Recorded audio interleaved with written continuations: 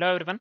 So previously we are done with solving some of the LLD problems in Python. Yeah. So we'll be starting with Java. Basically, data structures in the Java. We'll be discussing all the important data structures, right?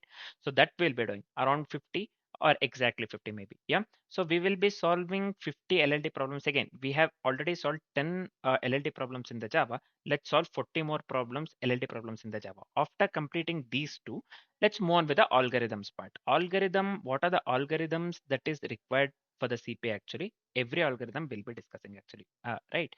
Yeah, we'll be starting from the array and string, this one, algorithms in array, and based on the array as well as the strings, we'll be completing until graph, greedy, everything. Yeah, so that we will be discussing around 150 algorithms in Java entirely, right? So this is going to be the last division actually. Yep. So currently I am giving interviews, right? So we'll be discussing, I'll be revising everything mostly. So data structures in Java, LLD will be solving different LLD problems in the Java, and finally we'll be discussing all the important algorithms that is required for the CP. I'll be revising everything. Yep. So this is fine. First thing, let's go with the concept array. Data structures in the Java we'll be discussing, right? So first, let's go with the basic one, the array. So what is array basically here? You can clearly see an array is a data structure that stores multiple values of the same data type. Yeah, multiple values of the same data type means it can store multiple data, multiple this one values, right? So if we are considering the integer, we can store multiple this one values, right? So 10, 20, 30, etc. like that. Yep. If we are storing the string, we can consider any name, number of names, anything. Yeah, that we can do. An array is a data structure that stores multiple values of the same data type in a contiguous memory location. In a contiguous memory location, accessed using an index. So this is very important. How it is accessed? It is accessed using an index. This is fine. Next, let's move on with the further things. The first one here, an array allows us to store many values. What does array do? An array allows us to store many values under a single variable name. Yeah, an array allows us to store many values under a single variable name. Each element is accessed using an index starting from the zero. Always remember this, array indexing starts from the zero. This is completely basic and you have to know this one at any cost, right? If you are starting now, if you are watching the video, if you are starting now, so you have to know this, array indexing starts from the zero. Each element is accessed using an index starting from the zero. It doesn't start from the one, it starts from the zero. Array indexing starts from the zero. Arrays have a fixed size once created. Yeah, you have to know array have a fixed size once created. So now let me go with a simple example, man. Yeah, so I'll just go with import here java.io. So as I'm making use of the compiler here, right? So this is fine. 1 second. Let me go with class main here. So this is fine. So if I would have typed main actually, that was more than enough. Yeah, so this is fine. Let me remove this one. This is not required actually. So within the main, what we're going to do first. So let's declare the array of integers with any size. I'll just go with the size 5. So I'll just go with int here, array equals new end of 5. So this is fine. Yep, this works. Yeah. So we have successfully declared an array of integers with a size 5. So this is the syntax.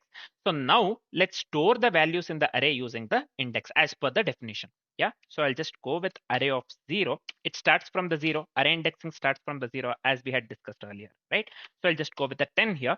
Any value, I'll just give 10 here. So this is the first element, right? So let me copy the same thing and make the necessary changes. Let's take around 5 elements because we have declared an array of integers with a size 5, right? So I'll just go with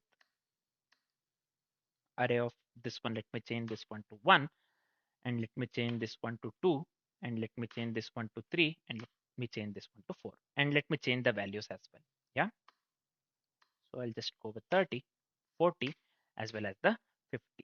Right. So this one can values. We can have the duplicate values. Yeah. So this is fine, I believe.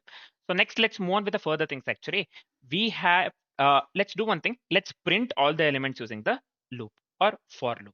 right? So I'll just go with, if you don't know the basics, right? If you don't know the loops and other stuff in the Java, I have already made the video on this one, basic Java concepts. That video you can watch and come here, right? So this is fine. I'll just go with int I equals 0, I less than. So I'll just go with a, we have considered variable a double r, right? So array, nothing but the array. So I'll just go with the length of the array here. So let me increment the, so this is fine. Within the for loop, first, let me tell you one thing. Array of I. So we went with the iteration, right? Array of I accesses the element at index I, right? So I'll just go with the S out here. Yeah, let me go with your system out println actually. Yeah, I would have, let me do one thing. So I don't have to type this one again. If I give here println, so this will be system out println. Yep, so this is fine. I'll just go with the array of I. So now, if I run the code, the output that I need to get here is 10, 20, 30, 40, and 50. We are trying to access the elements here, right? So we are trying to access the elements based on the array index actually. So 0, we have the 10, 0, we have 10. For first index, we have the value 20. Same goes with the 2, 3, 4, right? So we are having some value for the particular index, right? So the output that we need to get here is 10, 20, 30, 40, 50. Let's try the same thing here. Let me run the code. Let's see. So we have here public static void main, unnamed classes are. So yeah, let me do one thing here. I'll just go with um, public class main here, right? So this is fine, man. Yeah, now let me close this one. Yeah. So now if I run this one, we have to get the output. Yeah, 10, 20, 30, 40, 50. We are getting the correct output, right? So this is how we can make use of the array in Java, right? So what is happening basically here? Int of array. So this one, whatever I have written, this one. So this declares an integer array. Yep. So new int of 5, it creates the space for 5 integers, right? So we have successfully created the array of size 5. It has created the space for 5 integers. So next we have went with the array of index equals value. Array of index equals value means it stores the value at that particular index, right? So this is the third one. This is fine. Array dot next, we are going with the array dot length. Array dot length, nothing but, so here we have went with array dot length, right? So this one, line number 21 I'm speaking of. So what it gives total number of elements. We know this. Yep. So then we are making use of the for loop. For loop is just to access the each element one by one, right? So we have made use of the for loop for that purpose. Yep. So I hope array part is completely clear. One more thing, let's discuss some real world applications of the arrays, right? So basically it is used to store the marks of students. So that is one of the application. Holding sensor readings, that is one of the application. Managing scores in a game, this also we can do using the array. Storing daily temperatures, this one also we can do. It is used internally in sorting. So arrays are usually internally used in sorting, searching, DP, graphs. Yeah. So this one you have to keep in mind. So this is completely basic. You have to know these things. Yep.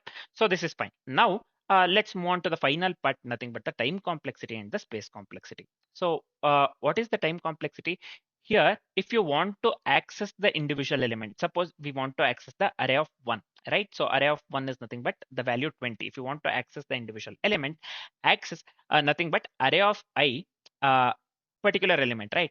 Accessing array of I is big of 1, right? One direct memory accessing using the index. So time complexity would lead to big of 1. And what would be the space complexity? Space complexity would be big of n here, because extra memory is proportional to the number of elements that is being stored in the array. Just remember this one. And we have 1D and 2D arrays as well. You can just go through the 2D arrays, right? So I have we have discussed the basics and we have the idea. So now this is it about the arrays, right? So next what we'll be doing, we will be discussing the dynamic arrays, nothing but the array list, right? So for now, this is it. Thanks for watching, guys.